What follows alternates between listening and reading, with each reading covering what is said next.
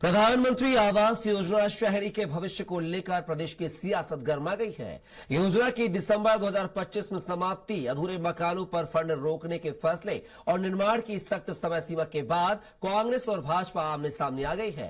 कांग्रेस सरकार पर गरीबों के साथ अन्याय का आरोप लगा रही है, तो वहीं भाजपा सीएजी रिपोर्ट के हवाले से पलटवार कर रही है। आपको बता दें कि प्रधानमंत्री आवास योजना शहरी के तहत प्रदेश के 179 नगरीय निकायों में से अब तक 2,49,000 से अधिक आवास स्वीकृत किए गए थे।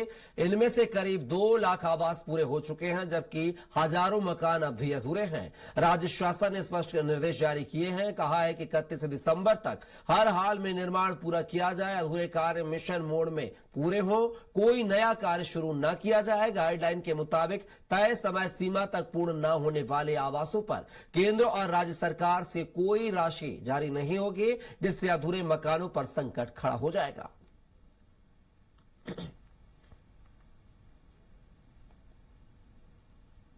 कांग्रेस पार्टी के नेताओं को शर्म नहीं आती है। वो इसीलिए अभी कैग की रिपोर्ट आई है उनके कार्यकाल की। उस रिपोर्ट में बताया गया है कि सारे अपात्र लोग थे, उनको दे दिया प्रधानमंत्री आवास। इन्होंने जिनकी आय 3 लाख से ऊपर थी उनको दे दिया, जिसको शहरी का मिला उसको ग्रामीण का दे दिया, जिसको ग्रामीण का मिला उसको शहरी का भी दे दिया। एक आदमी को 2 बेनिफिट दिए और कुल मिलाकर 1 लाख भी आवास उन्होंने नहीं बनाए और नियम और शर्तों का पूरा उल्लंघन हुआ। गलती से दीपक बैठ जी ये अपने प्रेस कॉन्फ्रेंस में खुद भी बता चुके हैं कि उनके कार्यकाल में प्रधानमंत्री आवास की स्थिति क्या थी। भारतीय जनता पार्टी की सरकार में नहीं मिल रही है। लोग इस ठंड के मौसम में दूसरों के घर में रह रहे हैं और छत में नहीं, टीने में और प्लास्टिक की झिल्ली में अपने घर में अपने छोटे छोटे बच्चों को रखें। भारतीय जनता पार्टी जल्द अगर प्रधानमंत्री आवास योजना का पैसा उनके अकाउंट में नहीं डालेगी तो कांग्रेस पार्टी इसको लेकर आंदोलन करेगी। और इसी खबर पर ज्यादा जानकारी के साथ रायपुर से सहयोगी दिलीप साहू लाइव हमारे साथ जुड़ गए हैं।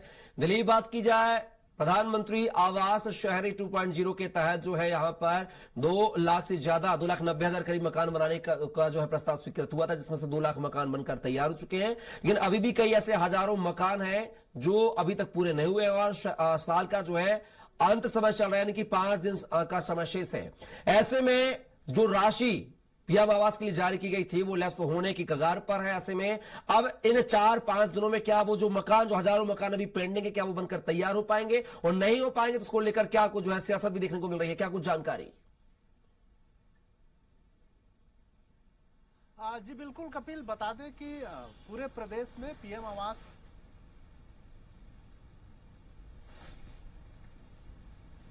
जब 18 लाख पीएम आवास की स्वीकृति हुई थी प्रदेश में, उसके बाद फिर शहरी और ग्रामीण के लिए अलग अलग आंकड़े जारी करते गए, अलग अलग तय किया गया और 189 जो नगरीय निकाय है उनके लिए 2,49,000 पीएम आवास शहरी योजना के तहत इसको जारी किया गया था। इतने आवास बनने थे, इनमें से करीब 2 लाख आवास पूरे हो चुके हैं, लेकिन वही 49,000 से अधिक आवास है जो अधूरे हुए हैं। उसमें 1-2 किस्त की ही राशि मिल पाई है।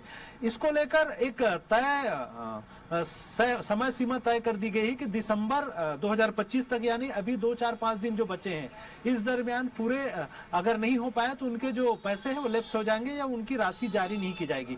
इसको लेकर यह सवाल उठ रहा है कि आखिर जिस तरह से जो आंकड़े जारी किए गए उनके अनुरूप पैसा क्या समय पे मिल पाया, क्या नहीं मिल पाया, अगर अधूरे रह गए हैं ये आवास तो उसके लिए क्या व्यवस्था की जाएगी। हालांकि कहा जा रहा है आवास शहरी एवं पीएम आवास के जो अधिकारी है, इससे जुड़े हुए विभाग जो देखने वाले अधिकारी है एस बसवराजू, उनके ओर से एक बयान आया है। उनका कहना है कि सरकार की ओर से यह प्रयास किया जाएगा कि जो योजना बंद हो रहा है उसे नए सिरे से जब 2.0 के रूप में या शहरी पीएम आवास की योजना जब शुरू हो तो उसमें उसको शामिल कर लिया जाए और जो अधूरे मकान है उसे पूरा करने का प्रयास किया जाए।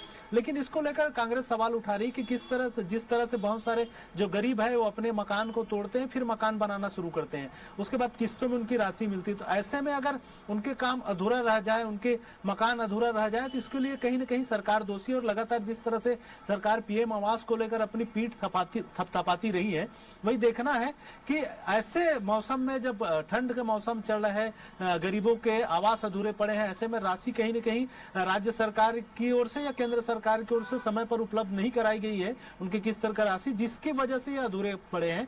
और ये जल्दी अगर इनको पूरा नहीं किया जाएगा, अगर पूरा करने के लिए राशि उपलब्ध नहीं कराई जाएगी, तो कांग्रेस को आंदोलन करना पड़ेगा। आंदोलन की उन्होंने चेतावनी दी है। हालांकि इस पूरे मसले को लेकर बीजेपी का कहना है कि जो हाल ही में कैग की रिपोर्ट आई है, सीएजी की रिपोर्ट आई है, उसमें साफ तौर पर यह कहा गया है कि पिछली सरकार ने बहुत सारे अपात्र लोगों को भी आवंटित कर दिए थे, और वहीं जो शहरी स्तर के जो लोग थे, जो को शहरी क्षेत्र में पीएम आवास की योजना मिलना था, उनको ग्रामीण क्षेत्र में आवंटित कर दिया गया था। ग्रामीण क्षेत्रों में जिनको उपलब्ध होना था, उनको शहरी क्षेत्रों में उपलब्ध करा दिया गया था। इस तरह से बहुत सारी जो खामियां, कमियां और गड़बड़ियां रही हैं पिछली सरकार में, कांग्रेस की सरकार में, जिसकी वजह से इस तरह की जो दिक्कतें हैं वो सामने आ रही है। तो निश्चित तौर पे उन्होंने सीधे तौर पे वर्तमान जो भी कमियां, खामियां, उसको सीधे पिछली सरकार की लापरवाही का नतीजा बताते हुए इसे पिछली सरकार पर ठिकरा कस दिया है। अब देखना होगा, दोनों ओर से राजनीति तो चल रही, राजनीतिक आरोप प्रत्यारोप पर, राजनीतिक बयानबाजी तो जोरों पर है, लेकिन जो अधूरे रह गए हैं 49,000 मकान शहरी क्षेत्र के, खासकर शहरी पीएम आवास योजना के अंतर्गत, ये कब तक पूरे होते हैं और इसके लिए किस तरह की सरकार योजना लेके आती है, इसका समाधान किस तरह से निकालते हैं, ये देखने वाली बात होगी। लेकिन फिलहाल उनके लिए कहीं न कहीं जिनके मकान अधूरे रह गए हैं, उनके लिए ये अच्छी खबर नहीं है। जी चलिए दिलीप, तमाम जानकारी को साझा करने के लिए बहुत बहुत शुक्रिया आपका।